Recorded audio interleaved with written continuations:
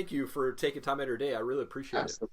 Absolutely. Man, you're a speaker, powerlifter, coach, entrepreneur. You were on season 1 of the NBC Titan Games. Got a cool list of things you've done, man. Congratulations. I appreciate it.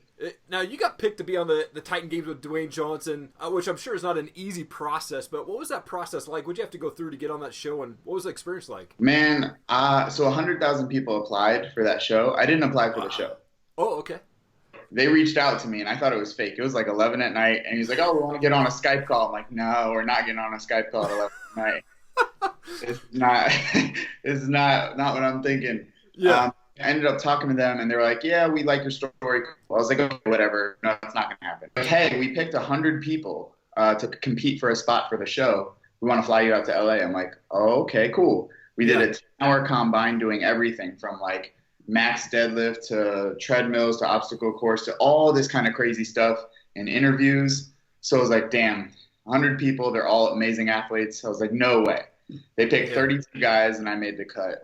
And then from the 32 guys, they picked 2 guys to be on the cover with The Rock, and I made the cover. So I was like on all these billboards and stuff. It was crazy, man. It was absolutely crazy. And like to be the dude like with the disability, with type 1 diabetes, that's able to compete against able-bodied competitors, it just shows that obstacle I've been working through my whole life is the biggest opportunity of my life. Yeah, absolutely. Have you ever thought about like being on TV before that happened? So over the last 4 years, I've built my business as a speaker and through social media. So I've done some media stuff like being in like some magazines and stuff like that, telling my story. And I super recently got into like adaptive fashion, with things like Zappos Adaptive, where we help people with disabilities learn how to live their life, better quality of life through the clothing we wear. Buttons that are hard to put on, they're magnets instead of buttons, zippers instead of laces, things like that. But up until that point, there was no real dream to be on TV. Like I was completely fine doing what I was doing. That was just an opportunity to spread my message and tell The Rock that I'm stronger than him. So that was a great,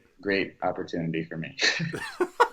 That's awesome. How is he in person? Is he a pretty cool guy? I was so scared he was going to ruin the image I had of him because I grew up playing with action figures, with WWF, like old school. If you want to go really old school, WCW, NWO, like wrestlers, like I was into it. Yeah. So when I met him, please don't mess up this image I have of you. He was so down to earth, like a conversation like this. And he treated you like he wasn't the busiest and richest actor in the world, Yeah. He treated you like a normal dude. He cursed. He was down to earth. It was awesome, man. It was great. Super cool. Reading through your website, you mentioned limitations are self-imposed, less walls, more doors. What do you mean by that? So being born, 2 fingers on the left hand, shorter left arm, and I have type 1 diabetes that I got diagnosed at 19. My entire life, I felt like that broken kid.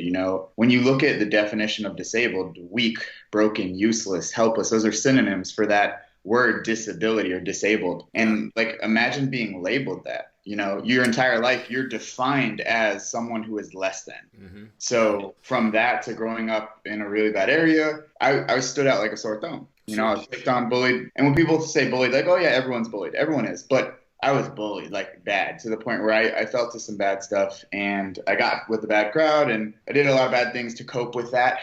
And it wasn't until I started switching my perspective of, okay, I can't control how I was born, but I can control what I do with how I was born, Yeah. The limit that I felt on myself was put there by myself because no one can label you without your permission, if that makes sense.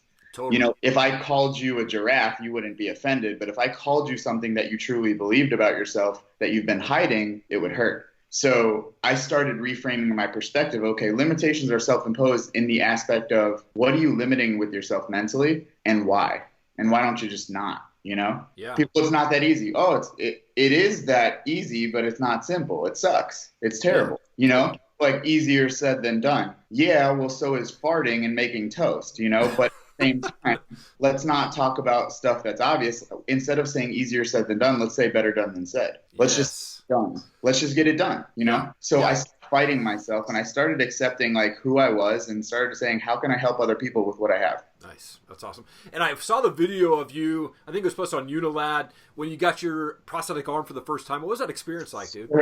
Yes, sir. So I got it right here. It's actually dead. I didn't charge it yet, but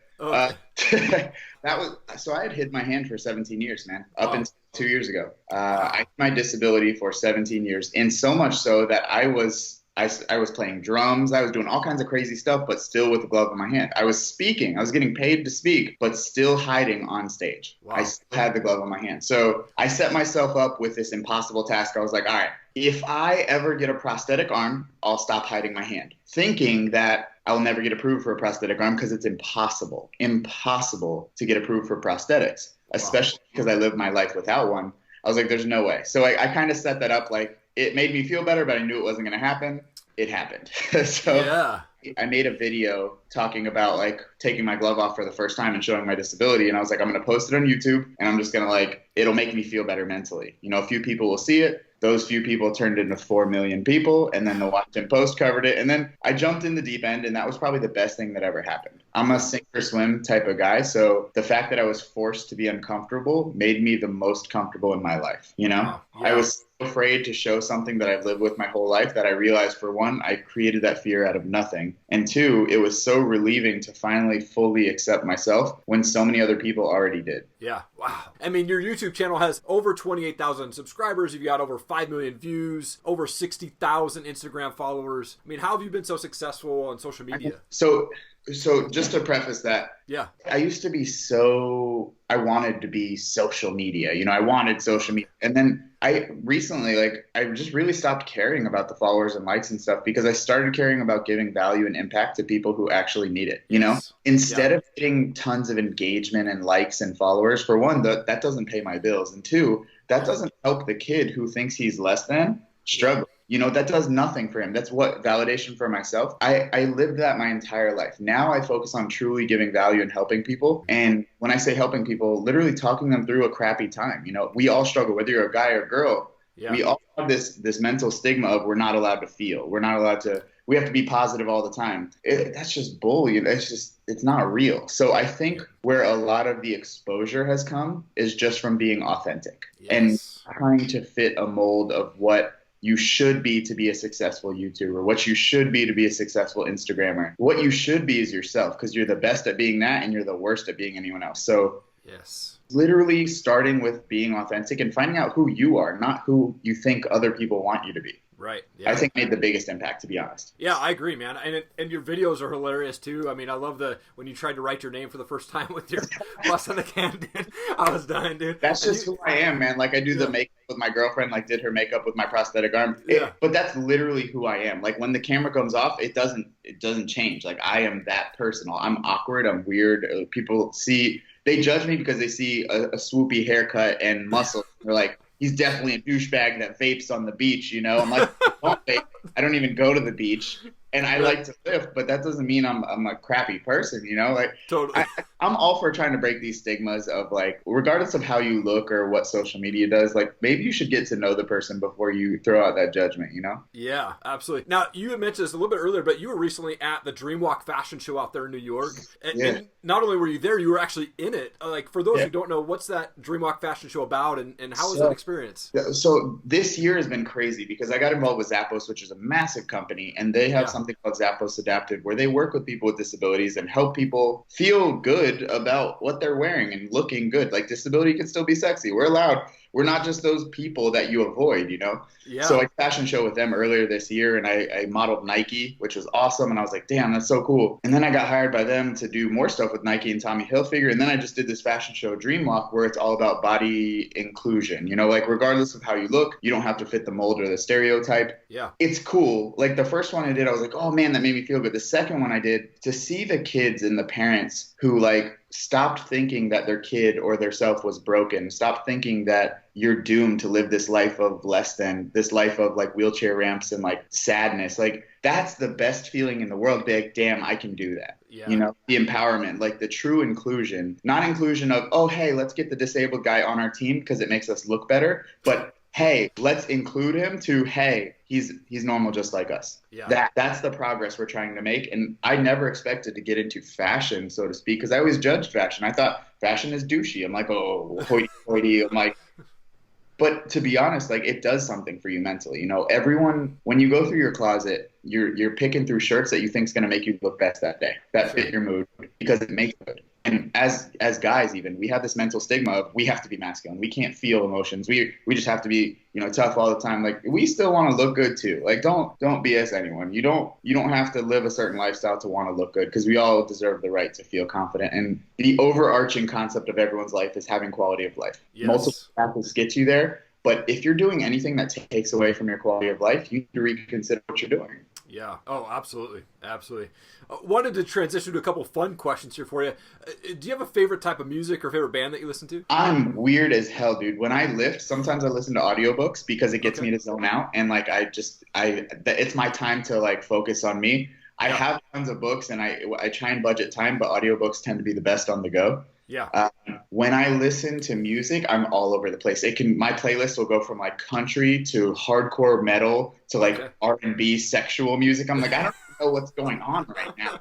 But if someone listens to my playlist, it sounds like Kids Bop, Awesome. It's absolutely ridiculous. That's awesome. I played drums for 8 years, and I used to wear a glove, and I put the drumstick through a finger hole, and I played for 8 years. I love drums, dude, but my music tastes are just, I can't even define them. All over the place. Nice. Do you have a favorite movie that you watch? Favorite movie? What's that movie? Maximus? Any sort of movie from the Gladiator period. I'm like fascinated by Greek and Roman mythology and all that stuff. Yeah. Anything like that, I'm down for sure. Yeah, that's my wife's favorite movie actually is Gladiator. Gladiator, epic. Yeah, for sure, man. Last question for you. You inspire and motivate so many people, but who inspires you? Man, I'd have to say, like, there's been certain people. Like, when I first started getting into business, I was really into Andy Frisella because he runs First Form, and his business aspect was amazing. So that helped me kind of transcend on the business level. But now, honestly, it's a mixture of the companies that are doing things for people that actually care, that are supporting inclusion and diversity. And then the kids who are missing a limb or have cerebral palsy or any sort of struggle, and they have the confidence that I wish I had, at that age. So I see them and I'm like, I know their life's going to be amazing. That's inspiration for me. I don't get inspired by big dudes. I don't get inspired by, cool guys or cool girls. I get inspired by the people who are really struggling on the front lines, and I know what they're about to go through and they're ready. That is like the biggest drive. Yeah, absolutely, man. Also want to give you an opportunity just to give a shout out to anybody or companies, brands, anything like that on the show, and make sure they got a shout out there. Man, I mean, honestly, Zappos Adaptive is like my major because just what they're doing for the company and for people in general. But honestly, I shout out anyone who's willing to break the norm, to go against the grain and support the true community, not just the community of influencers, not just the social media, not just for the pretty, nice picture or something that makes sense on paper. Support everyone in the community, like help people. It takes nothing to be just a good person or a good company. So the people who do that, those are the people I support. That's awesome, man. Well, Chris, it's been an honor to be able to talk to you, man. I'm excited to continue to see you continue to grow and influence people, motivate people, man. And you're just awesome. You're a world changer, brother. I really appreciate that. But what you're doing is just as important, because you spread the message of not only positivity, but change and effect, value and impact. And that's what I stand for. So I can't thank you enough for having me. Seriously. Awesome, Chris. Thank you so much, man. I appreciate it. Have a wonderful rest of your week. Absolutely, man. Hey, guys. Thank you so much for hanging around. Really appreciate it. If you'd like to see more videos from Top Rated MMA and the Bearded Biz Show, please click the playlist and also hit subscribe to our channel. Become part of the Top Rated MMA and Bearded Biz community. We would really appreciate your support. Also, please leave a comment below. I will read and respond to all of them. Thank you so much. Have an awesome day.